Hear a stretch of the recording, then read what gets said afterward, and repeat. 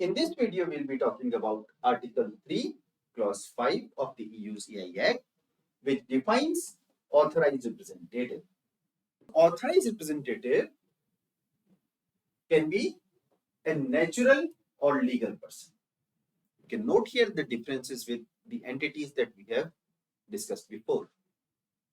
Both provider and deployer can be natural or legal person, public authority, agency, or any other body, right? In this case, if you see, it can be only natural or a legal person. So it can be an individual, like a human being, or it can be a company, for example. And these entities, they have to be located or established in the union. So outside union will not work. An authorized representative cannot be outside union.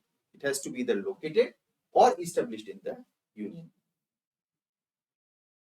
Now this part is common with deployer, right? So deployer also has to be located or established in the union. Now authorized representative who has received and accepted a written mandate from a provider.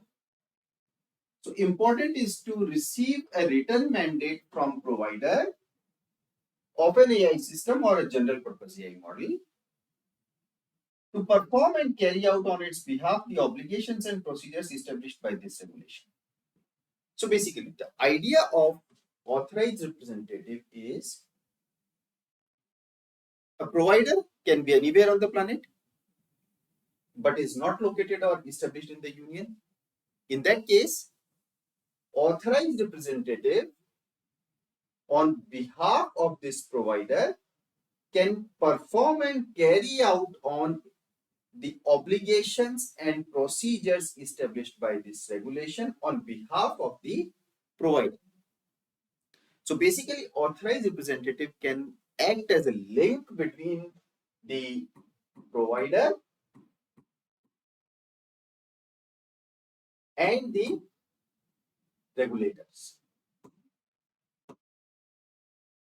So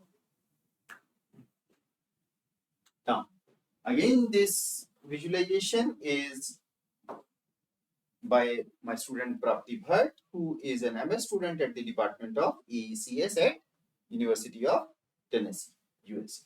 Now, who? Natural person and legal person. So it cannot be a public authority. Role: acting on behalf of an AI provider. So the role of authorized representative is that it's not a provider per se, it's not a deployer either.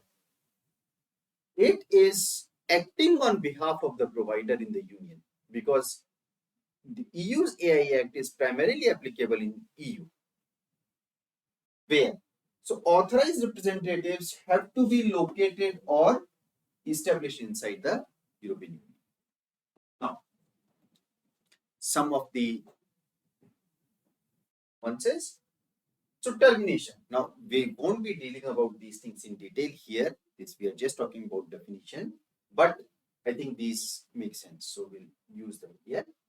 So termination.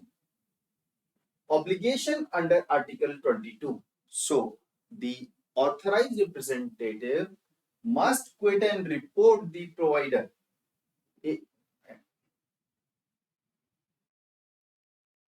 Must quit and report if the provider breaks the law. Which law? EU's AI Act. Now, a provider of general purpose AI that is making its general purpose AI model open source, right? They need not have authorized representatives.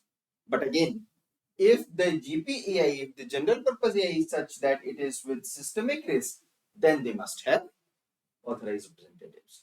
So we'll be talking about these things when we'll come to their respective articles. But I think this marks a good closure for the completion of definition of authorized representative. So if you have not subscribed to the channel yet, kindly do so, and please like and share the video. Thank you so much.